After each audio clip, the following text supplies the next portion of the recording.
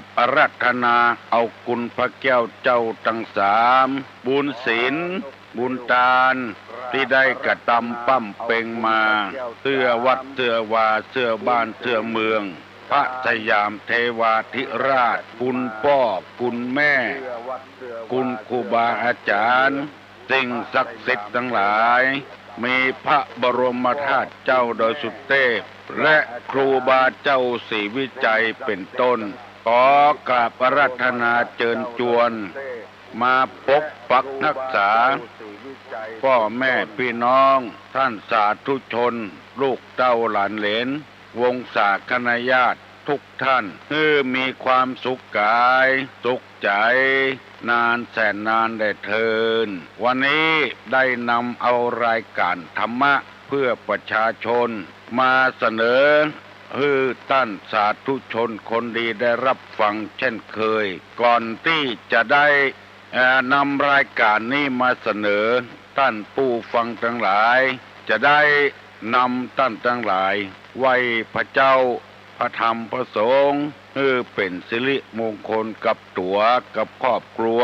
กับพี่น้องเพื่อนบ้านใกล้เฮือนเคียงพร้อมใจกันว่าตามตุลุงเด้ออะระหังสัมมาสัมพุทโธภควาพุทธังภควันตังอภิวาเทมิกราบสวากขาโต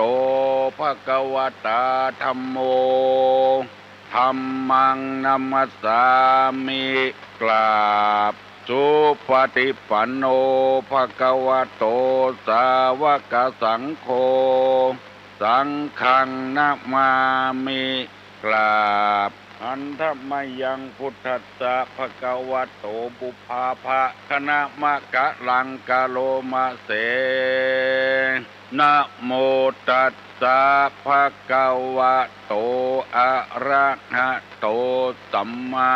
สัมพุทธัสสะนะโมตัสสะภะคะวะโตอะระหะโต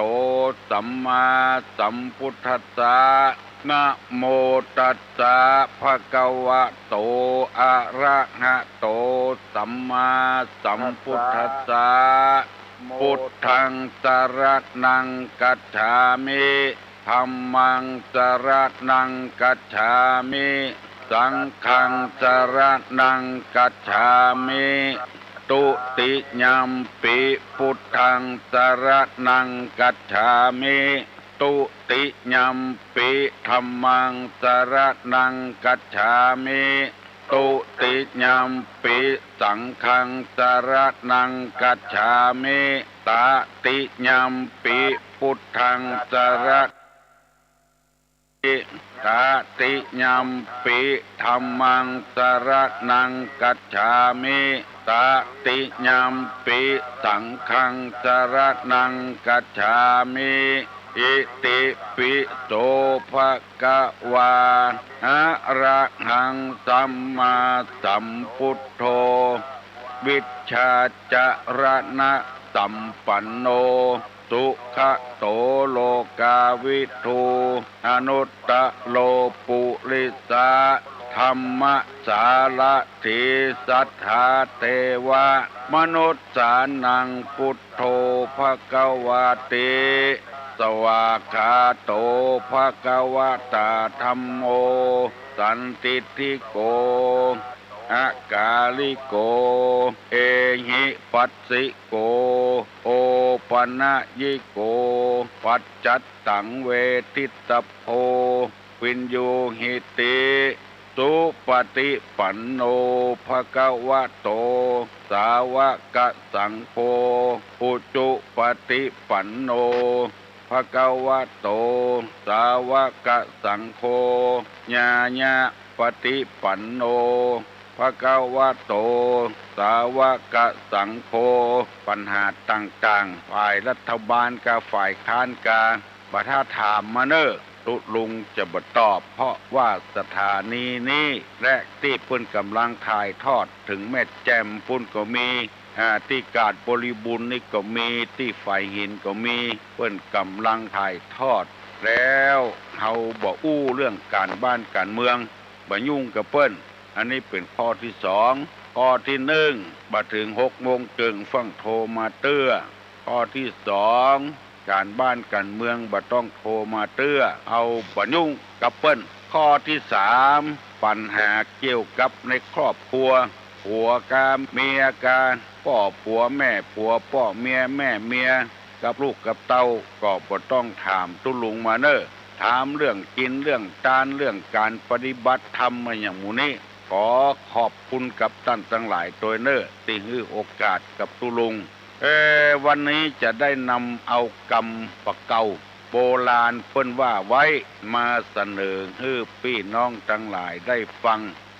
กรรมโบราณเพิ่นว่าอย่างกำเดียวก็เนอกำลังกึดใจอยู่เนอ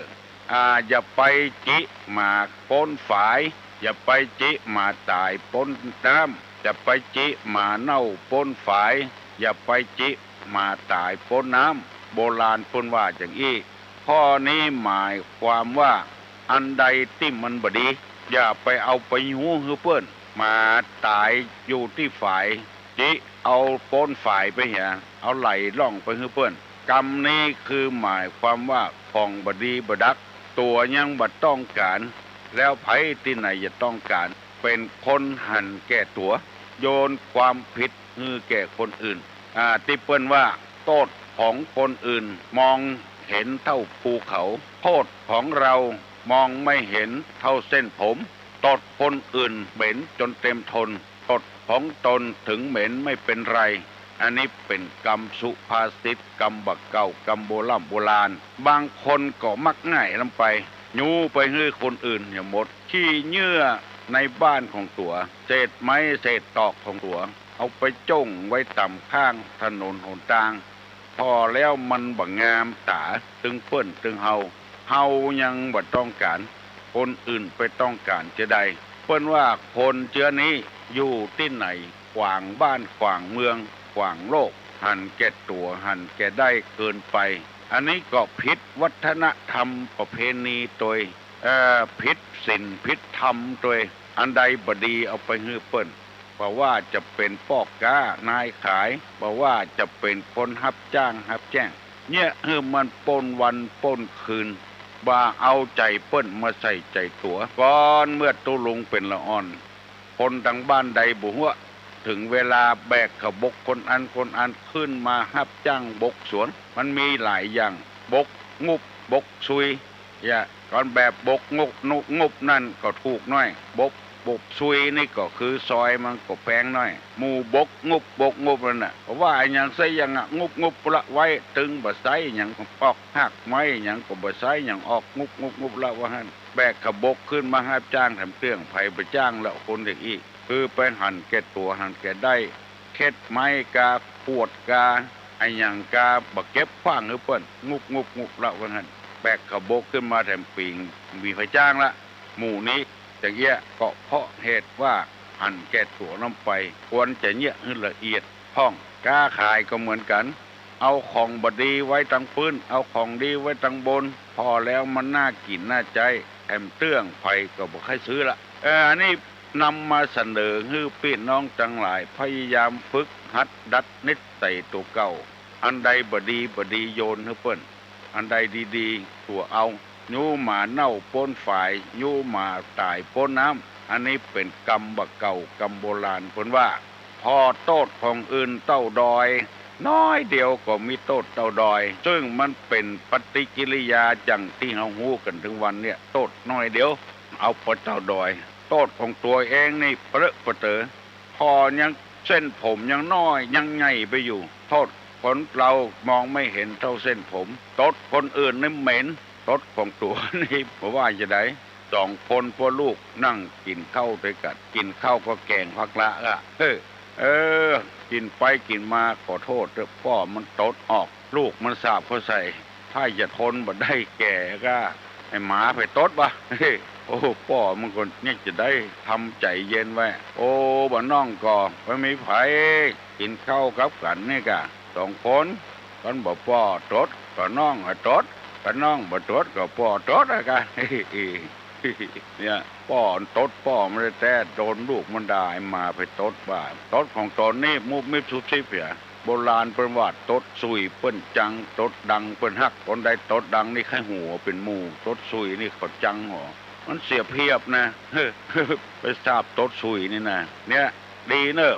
บอกถ้าโทรมาเจอเนอะแล้วตุลุงจะนำเอากรรมมาเสนอแถมเป็นธรรมะในทางพระพุทธศาสนานะโทษของโลภะโทสะโมหะตุลุงไปอ่านหนังสือไปปะเขาใส่โอ้โทษมันรุนแรงว่าได้นำเอาโทษของโลภะมาเสนอคือความโลภคือเป็นน้องจักแล้ว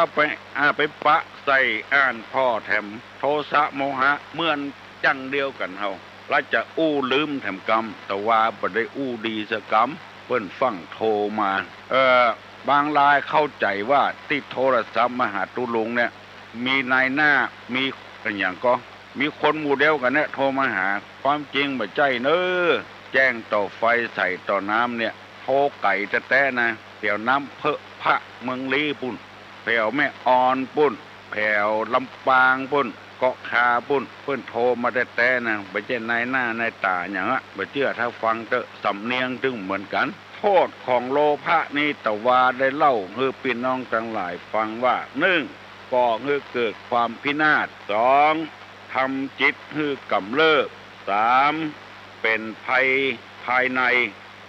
ภายใน4ทำให้บ่รู้จักประโยชน์ไม่เห็นธรรม5ทำให้มืดบอดแล้วไปอ่านพอโทสะโมหะอย่างเดียวกันวันนี้จะนำมาเสนอทำกรรมเพื่อให้เฮาได้บรรเทาจากความโลภความโกรธความหลงเพื่อได้เบาบางลงไปเพื่อบ่ให้เดือดร้อนถึงตัวเองถึงครอบครัวและคนอื่นความโลภนี่ก่อให้เกิดความพินาศความสูญเสียความล่มจมดังที่เอาฮู้กันทั่วไปจะเอาเนี่ยคนเดียวก็ได้คนเดียวจึงเป็นเหตุให้เกิดความพินาศล่มจมสงครามโลกครั้งที่2ญี่ปุ่นกับพันธมิตรพบกันญี่ปุ่นก็จะเอาพันธมิตรก็จะเอาเพราะว่าต่างคนต่างมีความโลภเหมือนกันจะเอาแต่ละบ้านแต่เมืองมาเป็นขี้ข้ากันเพราะทรัพยากรในบ้านในเมืองมีนักญี่ปุ่นมาตั้งลุ่มบุกบุญเอเชียบุรพาต่ำบ้านเชียงใหม่เฮาก็ได้ครับหลังวัดตุลุงนี่มีค่ายญี่ปุ่นอยู่ญี่ปุ่นมาตายกันเป็นละเนระนาดเพราะความพินาศนั่นเองยังบอกปอเตื้อ2 วัน 3 วันนี้มีละอ่อนคนหนึ่งมาทำงานอยู่ที่ศูนย์ฝึกงานศูนย์พัฒนาฝีมือแรงงานอยู่ที่หลังวัดตุลุงปรากฏว่าไปได้แฟนเป็นฝรั่งเป็นญี่ปุ่นนี่ก็เป็นญี่ปุ่นแล้วจะไปประเทศญี่ปุ่นผีญี่ปุ่นมาเข้าเป็นภาษาญี่ปุ่นลุกไปบ่ฮู้เรื่องนิมนต์ตุเจ้าญี่ปุ่นที่อยู่โดยอาตมาเนี่ยอยู่โดยตุลุงเนี่ยไปฮู้เรื่องกันว่าอีน้อยนั้นบ่ฮู้ภาษาญี่ปุ่นนะแต่ว่าผีญี่ปุ่นมาเข้าฮู้เรื่องกันลุกใครไปเมืองญี่ปุ่นไปบ่ได้อันนี้เป็นความจริงแค่ไหนไผแค่ฮู้ไปถามที่ศูนย์ฝีมือแรงงานเนี่ยอยู่หลังวัดตุลุงเนี่ยความพินาศวันดีคืนดีพันธมิตรเอาปรมาณูมาระเบิดที่ฮิโรชิมาตายไปกำเดียวเป็นหูกี่หมื่นคนพุ่นอันนี้ก็คือความโลภอยากได้บ้านได้เมืองยกเป็นตัวอย่างบ่ต้องจัดนี้จัดหน้าโลภนักลำไปเกาะบ่ได้ก็มีนะเกิดความเดือดร้อนมี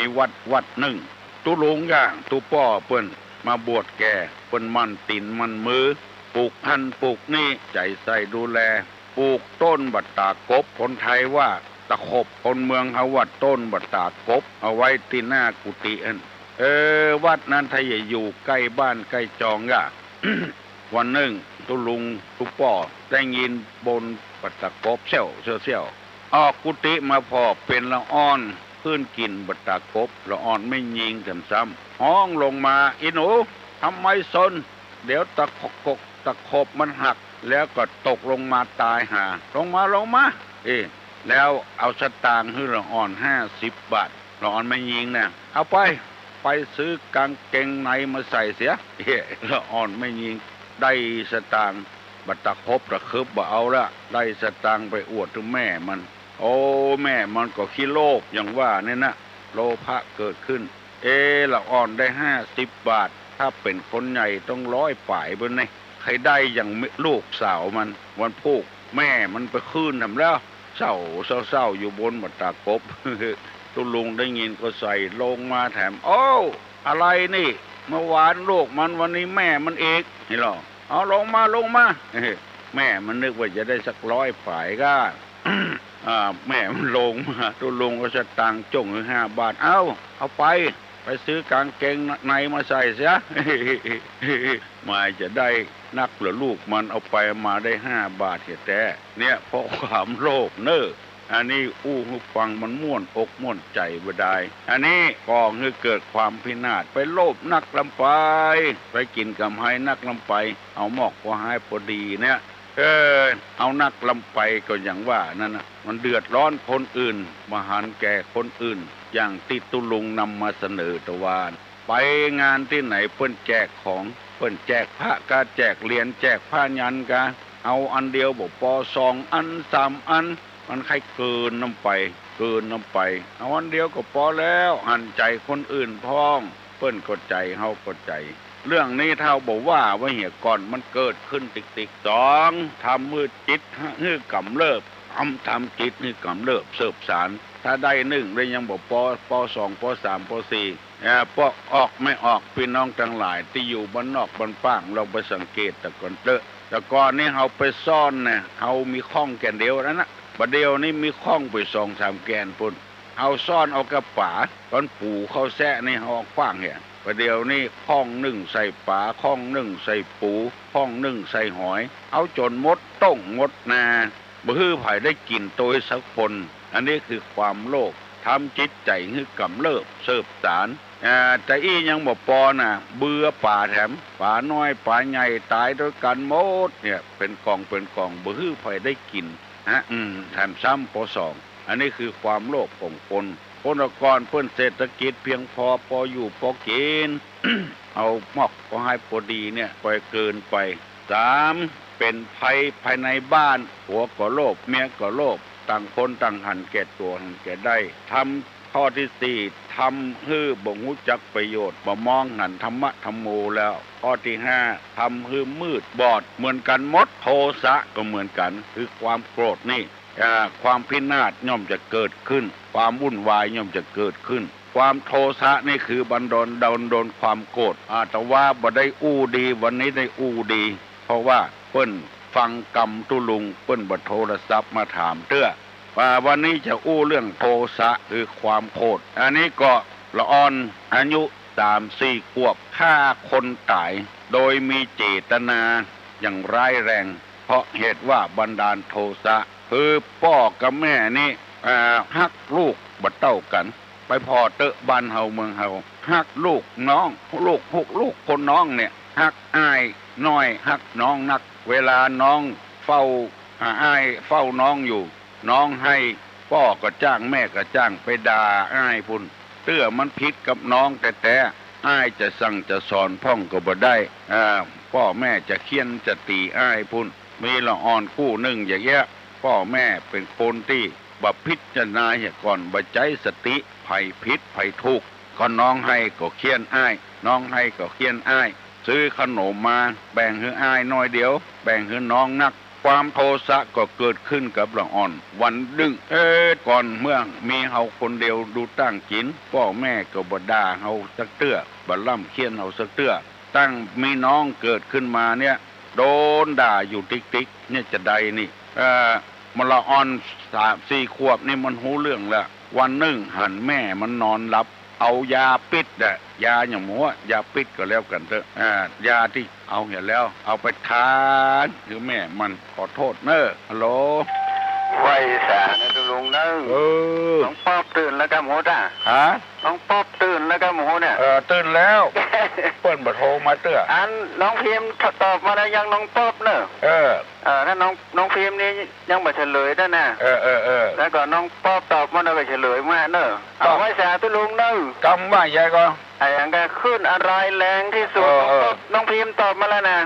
บ่ถูกแต่เนาะเฉลยเต้อ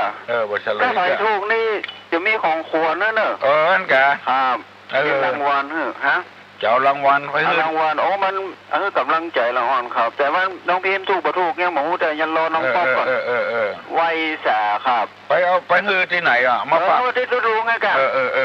ส่งมาทางตุลุงกันนะครับนี่เรื่องมาแล้วเด้อพระบันดาลโทสะน่ะเกิดความพินาศเกิดขึ้นในบ้านไอ้ตัวมันก็เลยเอายาพิษเนี่ยยาพิษยากินแล้วตายนี่นะอันนี้แถมยังให้เสนอให้พี่น้องทั้งหลายฟังตัวลุงว่าเป็นเรื่องที่บดีนะที่หนังสือพิมพ์กาวิทยุกาโทรทัศน์โดงกาดื่มยาพิษเนี่ยบอกยี่ห้อหมดยายี่ห้อนั้นยี่ห้อนี้กินแล้วตายคนมันไข้ตายมันหมูอย่างจะใดก็ไปซื้อยาตามที่บอกยี่ห้อเนี่ยมันบดีใบบดีบอดอันนี้ขอฝากไว้ตัวเนอสื่อมวลชนต่างๆยาพิษชนิดหนึ่งก็พอแล้วอย่าต้องไปว่าเป็นยานั้นยานี้อันนี้บอกส่วนผสมทั้งหมดมันให้เกินลงไปคนที่มันให้ตายมันก็มีอยู่กับจี้ประกันเนี่ยบอกควรจะมาลงโทรทัศน์ทั้งน้อยเอามีดไล่จี้คนได้ประกันกะปืนกะมันน่าจะเอาภาพนี่มาลงสักหน่อยอันนี้ตุลุงนำมาอันนี้ก็อย่างเดียวกันนะเอายาพิษเขาทาที่ลูกมันจังน้องมันจังดูดนะทาของแม่มันนะให้ว่าเธองูเอาคนเดียวน้องที่น้องมันดูดนั่นน่ะทาแล้วคือน้องมันดูดคือน้องมันตายมันจะเป็นลูกคนเดียวของพ่อของแม่เอาพอทาเสร็จแล้ว พาเมื่อวันเมื่อค่ำแม่มันนอนหลับเมื่อค่ำมันแม่หมูวันนั้นถ้าอย่างย้ำหนาวก็แม่มันมาอาบน้ำสักคำก็นอนด้วยกันลุกมาเมื่อเจ้าเป็นว่าพ่อมันตายไปเหียก่อนเนี่ยจะฆ่าน้องแต่พ่อมันตายไปเหียก่อนตายพ่อยังก็งูเอาคนเดียวเด้ออันนี้คือความพินาศเกิดขึ้นเพราะโลภะโทสะและแถมอันก็คือโมหะคือความหลงหูบัดแต้หลงไหลกระเปิ้นก็คือความพินาศทำใจให้กำเริบเป็นภัยภายในแล้วก็ทำบังหูจักประโยชน์บังหันทำมืดบอดมืดมิด ถึง5 ข้อเนี่ยตุลุงจะขอลืมแถมกรรมว่าภัยจดจำได้พ่องโลภะโทสะโมหะทั้ง5 ข้อเนี้ยภัยจดจำได้ลองตอบตุลุงมาโมเนี้ยมันเกิดขึ้นแล้วมันจะทำให้เกิดความพินาศเพราะฉะนั้นในทางพระพุทธศาสนาธรรมะจึงก่อเกิดว่าโลภะก็ดีโทสะก็ดีโมหะก็ดีนี่เป็นกิเลสแปลว่าเครื่องเศร้าหมองทำไปแล้วฮือเศร้าฮือหมองหมดเพราะความโลภความโกรธความหลงอยากให้เป็นใหญ่เป็นโตโลภจะเอาเป็นหดเต่าเก่าอย่ามดบันดาลความโกรธขึ้นมาในนี้เปิ้นว่าจะเนี่ยจะใดถ้ามันโลภมันโกรธขึ้นมามันหลงขึ้นมาเปิ้นบอกว่าฮือระงับโดยสติกับปัญญาสตินี่ระลึกเกี่ยก่อนระลึกว่าเหตุผลต้นปลายมันเป็นไปจะใดตื้อเฮาบ่ฮู้สักหน่อยกรรมคนนี่มันแม่ออกไปนักเข้าเปิ้นว่าอย่างนี้กามันไปกินหน่อยไม้มาแล้วเอาปากเจ็ดกับกิ่งไม้บอกเขาว่ากาเจ็ดปากเอาเข้าฟังบัดตันปลาก็ล่นไปพอว่ากาเจ็ดปากกาตัวเดียวมี7 ปากความจริงเปิ้นว่า7ปากมันบ่ทอบ7มันก็เป็นว่า7มันก็ว่า7แปลว่า7อย่างมื้อเนี่ยกาเอาปาก7กับกิ่งไม้เพิ่นว่ากา7ปากฟังบัดตันว่ากามี7 ปากล่นไปพอกันเป็นกระต่ายตื่นตุมเป็นอะไรอย่างมื้อนี้เป็นต้นได้นำเอาธรรมะเอากรรมบะเก่ามาฝากฝังพี่น้องทั้งหลายเตือนสติกันเน้อ1อย่าไปจิหมาเน่าป้นฝายอย่าไปจิหมาตายป้นน้ำอันนี้ฝากไว้กับพี่น้องทั้งหลาย2 โทษของความโลภความโกรธความหลงความอิจฉาตาร้อนซึ่งกันและกัน1ทำให้เกิดความพินาศ2ทำจิตใจให้กำเริบ3เป็นภัยในภายใน4ทำให้บูจักประโยชน์5ทำให้มืดบอดไปลงไหลไปอย่างเวลาเนี้ยเรื่องการบ้านการเมืองครอบครัวบ่ถูกกัน ลูกก็ว่าฝ่ายหนึ่งดีแม่ก็ว่าฝ่ายหนึ่งดีพ่อก็ว่าฝ่ายหนึ่งดีเอาไปเอามาพิษหัวกันเพราะความโมหะคือหลงบ่ฮู้จริงว่าภัยทุกข์ภัยพิษบ่ฮู้เป็นเรื่องของเปิ้นเกาเงามีที่เปิ้นและเฮามาเถียงที่บ้านบัดเดี๋ยวนี้ ตุลุงจะได้ถามแล้วเนอะไผตอบได้คือตอบตุลุงมาเนอะโทษของโลภะโทสะโมหะ5 ข้อมีอันอย่างพ้องแต่ว่าเพื่อก็ตอบมา2 คนแล้วตุลุงยังบ่พอใจเตื้อเพราะมีหลายคนที่ตอบบ่ได้ก็มีตอบตุลุงมาเนอะฮัลโหลเจ้านมัสการเจ้าวันเย็นน่ะเจ้าข้อหนึ่งก่อให้เกิดความพินาศเจ้าถูกต้องแล้วข้อ2นี่ทำให้จิตใจกำเริบเกิดเสื่อมเลิกเสื่อมสารเจ้าแล้วก็ข้อ3นี่เป็นภัยภายในบ้านภัยภายในบ้านเจ้าแล้วก็4นี่ทำให้มหันต์ประโยชน์เรามาเห็นทำแล้วก็ข้อ5นี่ทำให้มืดบอดถูกต้องเลยเนอะเจ้ายินดีนักเนอะวันนี้ค่อยขวายไปเนอะไม่ได้ยิสกรรมได้ไหว้พระสกรรมเดี๋ยวจะไหว้คนเดียวกันเจ้าไหว้จำได้เนาะเจ้าแต่ว่าอันสำเนียงไปถามหาว่าอันบ้านเย็นไปไหนบ่หันตอบผู้ลุงว่าอ๋อข้าเจ้าสำเนียงอยู่ป้นอยู่อันนั้นอย่างก็สนามบินข้าเจ้าเบิ่งว่าเสียงม่อนว่ะสุภาพดีเนาะบ่เจ้าพ่นอันเพราะว่าเดี๋ยวมีคนโทรมานักแล้วก็เปิดโอกาสให้คนต่างอื่นของเฮาอยู่ใกล้นี่เจ้าเพิ่นว่าสุภาพไหว้สาพ้องนมัสการพ้องเฮ็ดเจ้ายินดีเนอะเจ้าเจริญพรเจริญพรเอาละเนอะพี่น้องทั้งหลายไปสงสัยปัญหาไอ้หยังลองถามตุลุงมาเนอะแล้วก็ใครอู้กับตุลุงกดโทรมาได้เนอะ121-058 ฤดูแล้งเข้าถ้ำฤดูน้ำเที่ยวจรเก้าผมเป็นมวยใหญ่ไอ้หยังยามแล้งได้เข้าถ้ำยามน้ำนี่แก่วจรไปเลยเก้าผมเป็นมวยใหญ่เก้าผมเป็นมวยใหญ่ไอ้หยังใครได้ตอบมาเนอะยามแล้งนี่อยู่ในถ้ำบุญยามน้ำเที่ยวจรเก้าผมเป็นมวยใหญ่121-058 ฮัลโหลนมัสการเจ้าขอตอบว่าเป็นหอยหอยเนาะเจ้าเก้าผมยังถูกต้องนะเนอะเจ้าการนมัสการเจ้าที่ไหนลูกหลานตุลุงนะเจ้าลูกหลานตุลุงตั้งวัดตั้งดอยว่ะที่แม่ตะวันนะเจ้าแต่เนาะเจ้าที่สำเนียงเจ้าเจริญพรเนอะเป็นหอยไปทำหาจะอู้อย่างกับตุลุงอู้มาเนอะยินดีไม่สาเจ้าตุลุงเจ้าตุลุงเจ้าอันตอนแรกที่ตุลุงบอกว่าจะขอสัญญา3 ข้อนั้นมาได้ยินนะเจ้าเงิน3 ข้อนั่นกะเจ้าสัญญามันหายเจ้า1เจ้าเวลาอู้ก่อน6 โมงเกิงบ่ฮือโทรมาหาเจ้า2อู้เรื่องการบ้านการเมืองเจ้า3ผัวพิษเมียพิษผัวจังแม่ผัวจังแม่เมียอย่างหมู่เนี้ยเรื่องการบ้านการจองเนาะมันบ่ใช่เรื่องส่วนรวมมาถามตุลุงบ่ตอบไม่ได้เนาะสัญญา3 ข้อบ่ได้สัญญาณที่นี่มันหายเจ้าไปที่ไหนหั่นไกลอ่ะได้รอนะเจ้าได้รอปุ่นที่ว่านั่นเนาะวัดหม่อนห้วยแก้วนะเจ้าหม่อนห้วยแก้วเจ้าวันที่15นี่วัดหม่อนห้วยแก้วเพิ่นจะมีการฉลองนะเจ้าค่ะเจ้าที่15ผู้ฮือนี่เจ้าฉลองยังฮะฉลองงานป้ายวัดกับห้องน้ำอ่ะเจ้าน้องเจ้าบอกลูกพี่น้องไปร่วมน้องเจ้าอย่างนี้กะนี่สัญญาอย่างนี้บอกมีสัญญาบอกบุญน้องวันที่15เนอะวัดหม่อนห้วยแก้วน้องเปิดทำบุญยินดีเนอะเจ้ามาสการเจ้าเจริญพรบุญรักษาเนอะ เอาเอาไปจะโทรอย่างโทรมาแถมเนอเรื่องการเรื่องบุญเรื่องการเนี่ยไปจะโทรอย่างเอาบอกมาอะโหล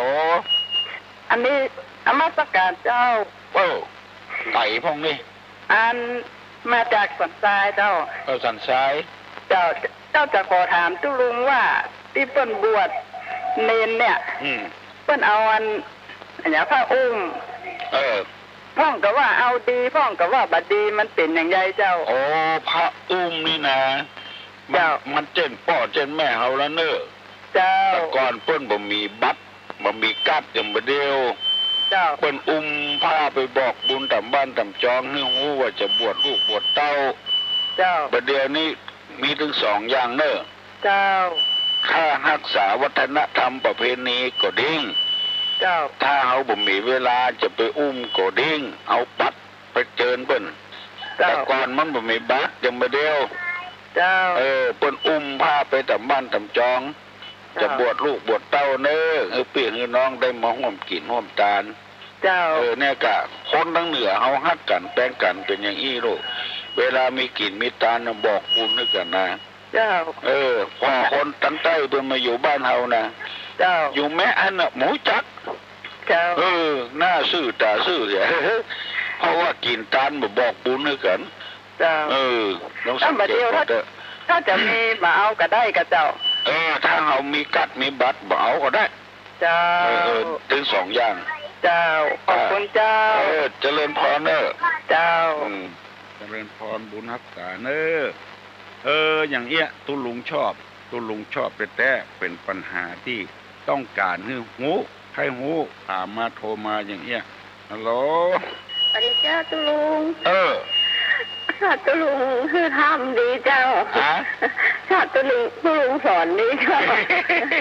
อยากถามตุลุงสักหน่อยเจ้ามันเข้าใจง่ายเนาะเจ้าเข้าใจง่ายเสร็จม่วนดีเจ้ายินดีเนอะตุลุงเหมือนพ่อหนูแน่เลยอายุยืนแถมเป็น10 ปีพ่อหนูเสียไปแล้วหนูฟังหนูร้องไห้เหมือนกับเหมือนพ่อหนูขนาดนั้นแต่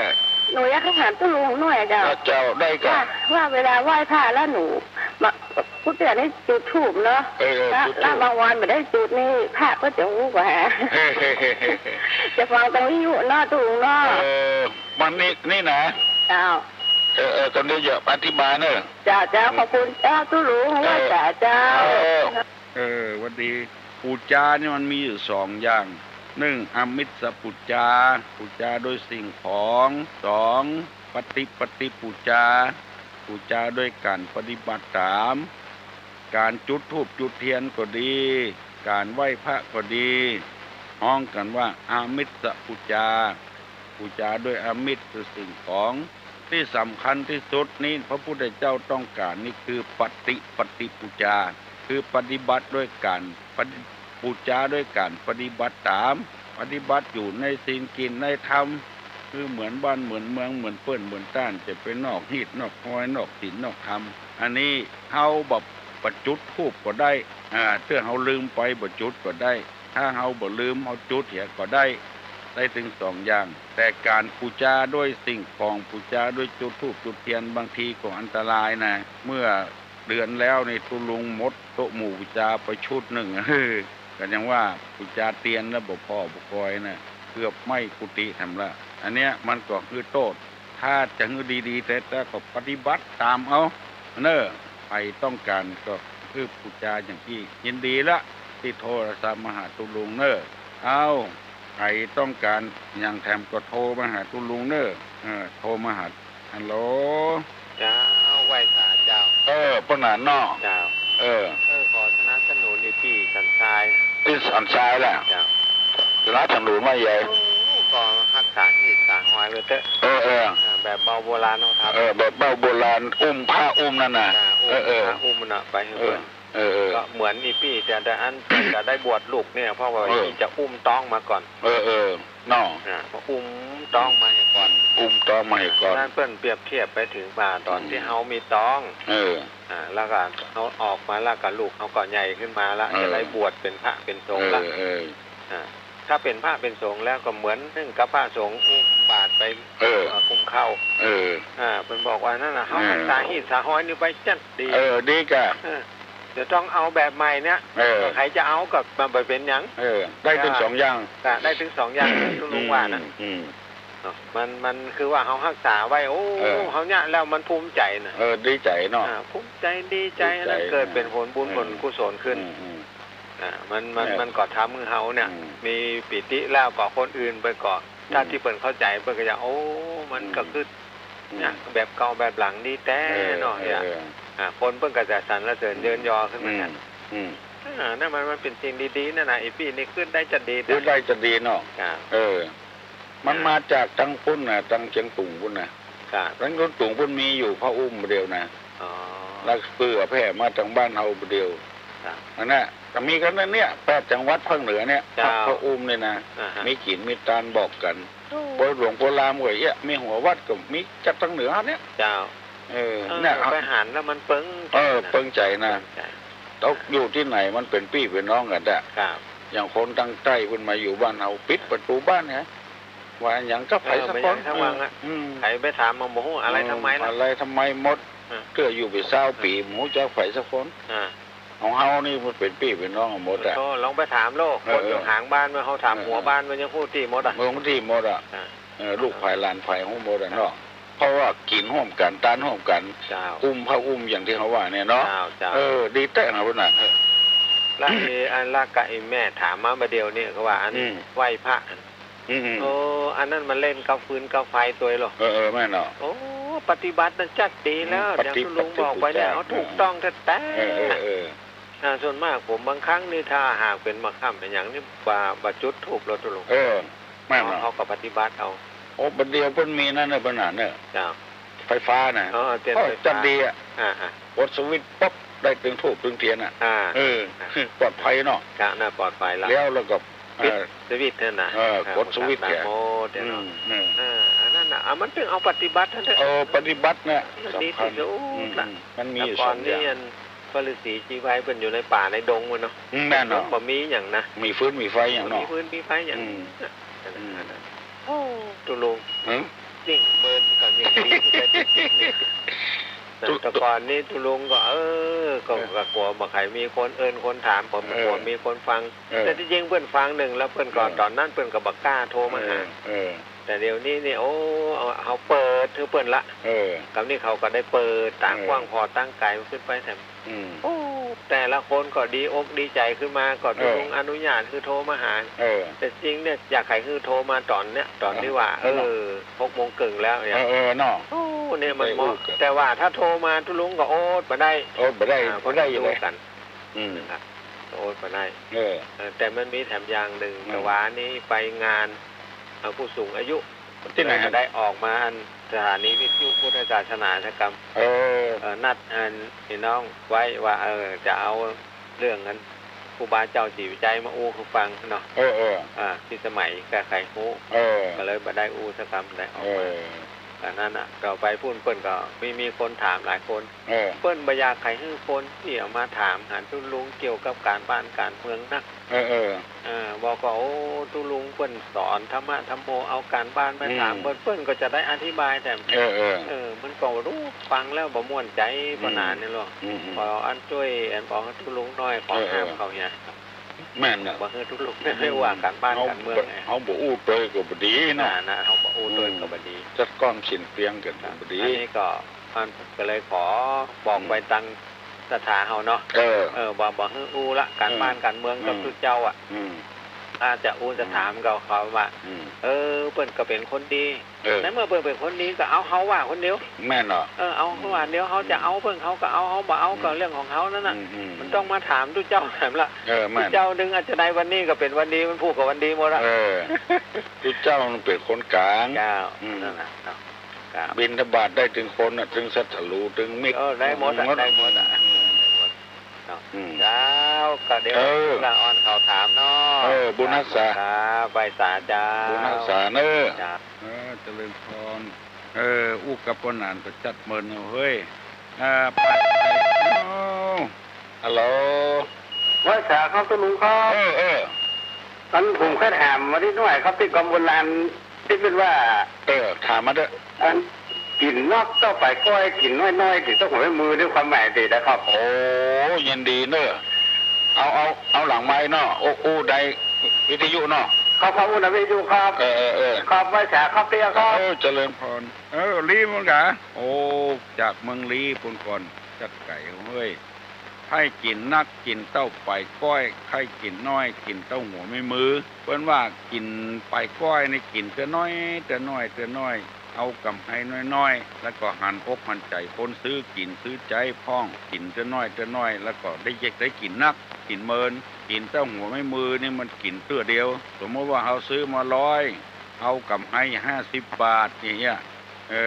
มันเกินน้ำไปเอาหมอกเตา30 นาฬิกาเอาหมอก10 บาทนาฬิกาเอายังแขวนไว้อันเนี้ยกินนักคือกินเต้าฝ่ายก้อยกินเต้าน้อยแม่นเอาสอยเอากินเต้าหัวไม่มืออย่างพักเลือดเนี่ยเอามาเห็ดกำเดียวไม่ได้กินละต่อไปก็ไม่ได้กินละว่ามันจะออกกิ่งออกผลมาถ้าใครมือดีแต่ก็ลิดเอาเต้าน้อยเอาอย่างแถมนักกะจะนักกะมันจะได้กินเมินยืมเงินเพื่อนเนี่ยแล้วก็เอาไปใช้เพื่อนเนี่ยเพื่อนเอาดอกเบี้ยก็คือเพื่อนเนี่ยอันนี้ของเพื่อนมาตึงดอกตึงเบี้ยตึงต้นตึงปลายปรับทรงคือเพื่อนอย่างเสียอย่างเนี่ยกินต้องหูไม่มือกินกำเดียวแล้วเงินกับเป็นซื้อคือคนบดถูกบดลงกันมีการมีงานอย่างกับไปมาหาสู่กันแล้วอย่างโมเนี้ยเอานักหนาปะปันมีเจ้านักลามไปเผียวัดเผียวาบุญเนอ ไปขอเมตตาผาลมกับศรัทธาเอานักลงไปเปล่าเตือนน้อยศรัทธาเพิ่นก็บ่ชอบใจบ่ชอบที่หน้าก็เลยมาใกล้มาไก่ซ้ำก็มีกินนักคือกินเต้าปลายก้อยกินน้อยกินเต้าไม่มืออันนี้ขอฝากฝังพี่น้องทั้งหลายไว้จะไปเอานักเกินไปอย่างคนเล่าให้ฟังเปล่าไปแอวหาสาวไปปะใส่ปีปนครัวอะไรปนครัวจากถ้ำนี่ไปทำคุณกดจ้างให้ออกช่วยปนครัวก็มองหั่นครัวเปิ้นนักนะเนาะปนเข้าเปิ้นเอาคำขึ้นหน่อยก็พอเอาแถมอันเดียวผีโมดตาเขาใส่ โมดตาเขาใส่เป็นผีหลอกโอ้นี่ไปเจ้าโคนนู่นนี่ช่วยใบช่วยบอดไปเจ้าโคนเป็นผีนี่เฉาะโล่นเนี่ยมดไปได้อย่างสักอย่างอันเนี้ยกินน้อยกินเต้าหัวมือหมายจะเอากำเดียวอันของเพื่อนนักอย่างที่เพื่อนลักเพชรซาอุนั่นน่ะพอกกระปุกยังบอกพอเพื่อนยืดเอาเพชรขึ้นไปเหี่ยวปรูเตียงกินเต้าหัวมือดูนั่นมีทำอยู่เนอะใครโทรอย่างก็โทรมาหาตุลุงเนอะโทรมาเตอะคำเดียวก็จะย่างละ7 โมงแล้วฮัลโหลจ้าไม่สาเจ้าตุลุงจ้าน้องพิสมัยจ้าบ้านดอนจันจ้าหรือว่าเรียกเสียงมันปีจะได้พวกเราวิทยุมาแล้วนะเสียงน้องขึ้นจมูกได้น้องเป็นวัดวันนี้น้องเป็นวัดจ้าวันนี้มีคำโบราณที่ตุลุงเคยเสนอมาแล้วน้องเอามาแต่งเป็นกลอนนิดนั่นกะโบราณว่าใหญ่บทเดียวพอดีมันรู้สึกว่ามันมีความคล่องแสนเราเลยมาแต่งเป็นกลอนเก็บเอาไว้มือถือสากปากถือศีลได้ยินว่าเป็นคนหน้าเนื้อใจเสือเชื่อไม่ได้ตอนหน้าชมรับหลังทางทั้งกระไรดีให้ไกลอย่าอยู่ใกล้คนไม่ดีบทเดียวโอ้เก่งจ้ะปบมือกันเนอะปั๊บเสียงมันวีดเจ้าตุลุงเสียงมันวีดทั้งที่ไม่ได้ฟังตังวิทยุแล้วนะหน้าเนื้อใจเสือเนาะมือถือสากปากถือศีลปากเป็นธรรมใจดำอย่างเหมือนหม้ออันเดียวกันหมดเนาะก็จำกรรมตุลุงมาแล้วเก็บเอาไว้ดีเลยจำง่ายๆด้วยปากจะเป็นธรรมบุญใจยังเหมือนหม้อดำกลึอัน มีเต้ยเจ้ายินดีเนอะเจ้าผู้นักษาเนอะดีเจ้าสนใจธรรมะธรรมโมนักเถอะมันตึงแบบเป็นอย่างเสียหายยินดีกับผู้คนเอามาทำแล้วดีครับโอ้ต้องอ่านครับตอบขึ้นนักเหรอใช่เขาโทรมาหาตุลุงว่าได้อันเหรออันอย่างก็ขึ้นไอ้อย่างแห้งกับเพื่อนถามเพื่อนซึนามิครับน่าจะน้องพิมพ์กดตอบว่าขึ้นซึนามิเจ้าของปัญหาเปิ้นบ้านจะเปิ้นบัดเต็มใจเด้อเปิ้นอย่างรางวัลบัดใจเด้อว่าเปิ้นอย่างหัวน้อครับโทรมาอู้กับตัวอุ้ยบ่ได้กะครับว่าหายไปไหนฟังอยู่ทั้งวันเนาะครับมันต้องฟังอยู่ทั้งวันไม่ได้โทรไปสักกำวันนี้ตันได้ไหว้พระด้วยเหรอไม่ได้ไหว้ลูกไหวไหมอย่างครับเป็นอย่างอ่ะครับไว้ในใจเอาก็ได้ตั้งเนี่ยต้องเอาข้อสอบมาทำที่ว่าผู้สั่งเป็นปึก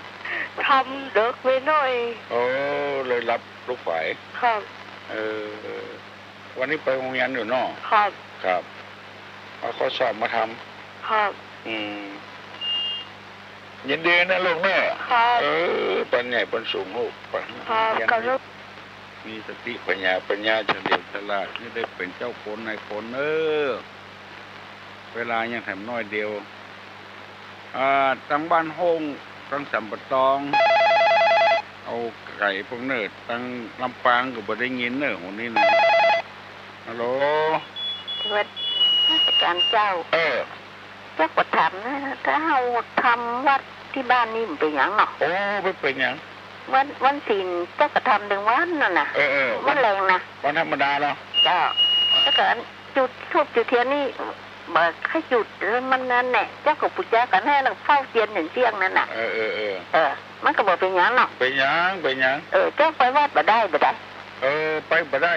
ไปบ่ได้มันมีละอ่อนไปส่งอ่ะถ้าละอ่อนไปส่งได้จังมาจากไปเป็นเตื้อไปยากมายากเนาะเอาวัดได้กัน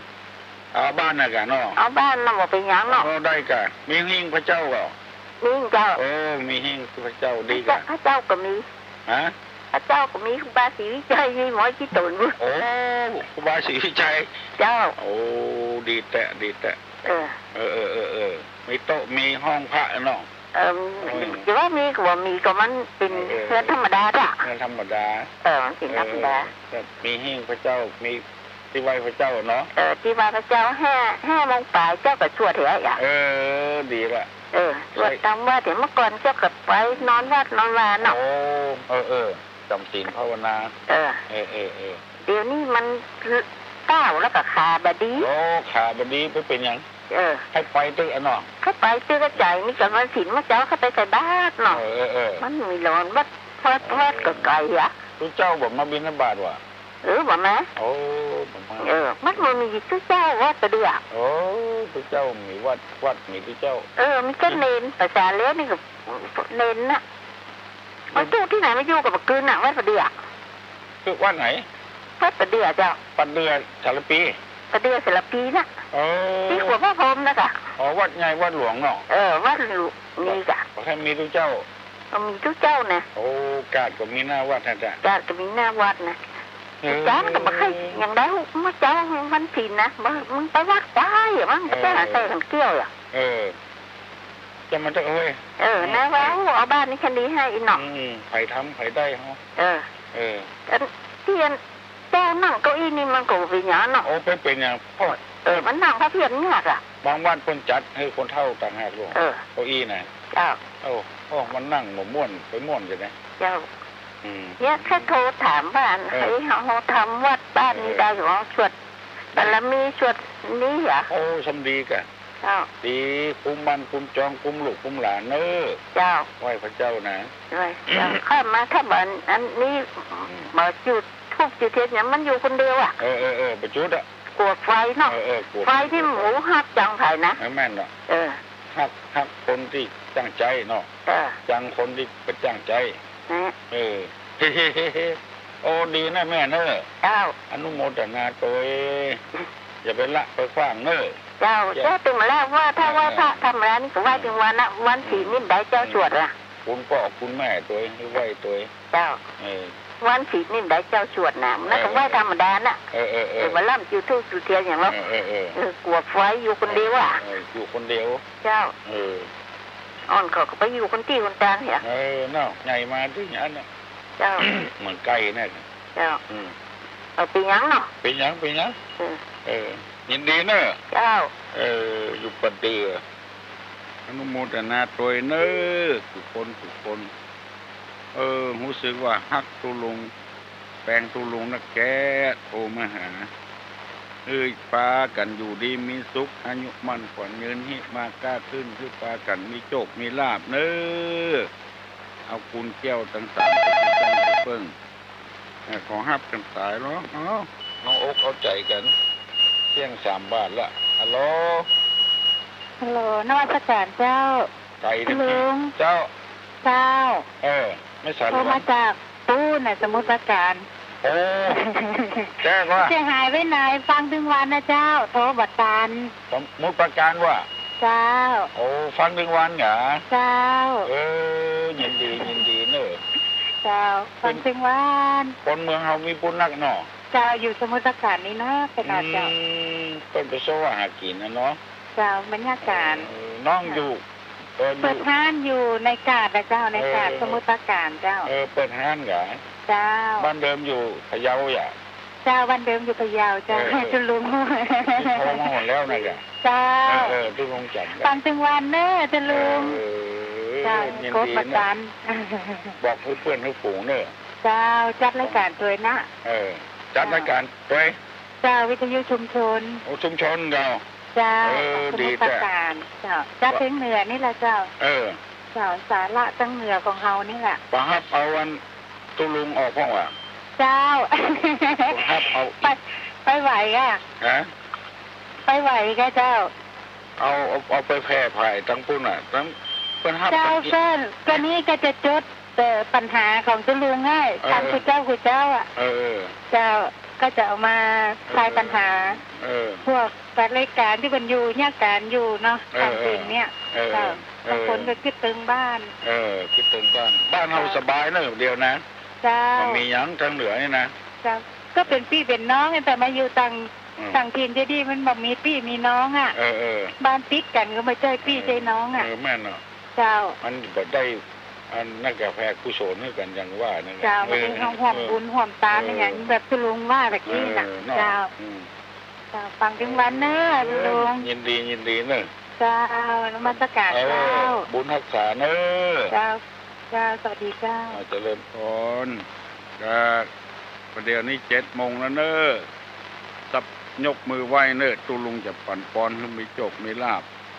สัพปีติโยวัจจันตุสัพพะโรโกวินัสตุมาเตภวะตวนตรายโยสุขีติคายุขุภวะอภิวาทนาสีริสนิจังวุธาปจายโนยะตาโลธรรมาวทันติอายุวันโนสุขังปะลัง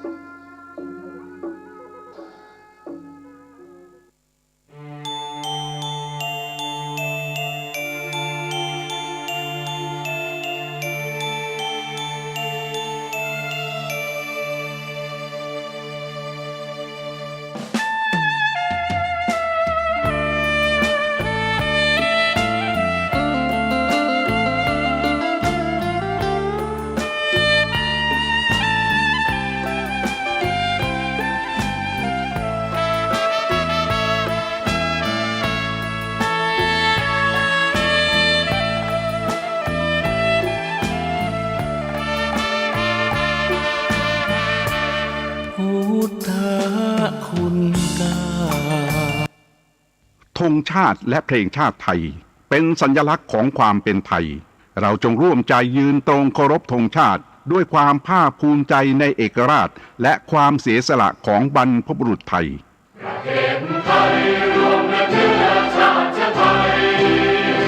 เป็นประชารัฐผ้าไทยของไทยทุกส่วนอยู่ดำรงคงไว้ได้ทั้งมวลด้วยแค่ล้วนหมายรักษาพันธินไทยนิรักสงบแต่ถึงรบไม่กล้าเอกราชจะไม่ให้ใครคุมขีสละเลือดทุกอย่างเป็นชาติทะเลพระดวงประเทศชาติไทยทวีมีชัยชโย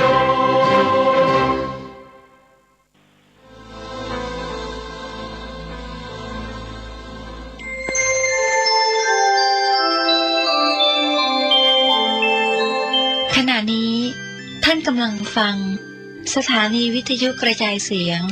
FM 104.5 เมกะเฮิรตซ์